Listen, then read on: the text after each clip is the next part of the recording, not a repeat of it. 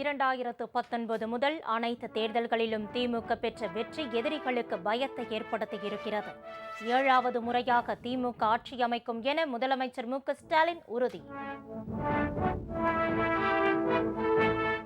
குடியரசு துணைத் தலைவராக பதவியேற்ற பின்னர் முதன்முறையாக கோவை வந்தார் சி.பி. ராதாகிருஷ்ணன்.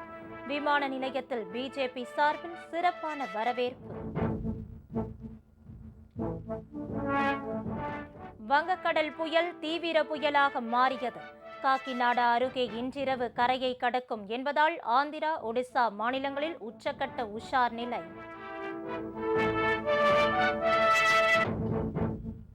சென்னையில் தொடரும் மழையால் வீடுகளை வெள்ளம் சூழ்ந்து இயல்பு நிலை பாதிப்பு. 5000த்திற்கும் மேற்பட்ட மீனவர்கள் கடலுக்கு செல்லவில்லை. கட்டுப்பாட்டு அறையில் துணை முதல்வர் உதயநிதி ஆய்வு.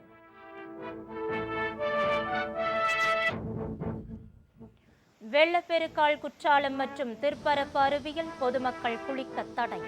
நீர்வரத்து சீரானதால் ஒகேனக்கல் அருவியில் நீராடவும் பரிசல் இயக்கவும் மாவட்ட நிர்வாகம் அனுமதி.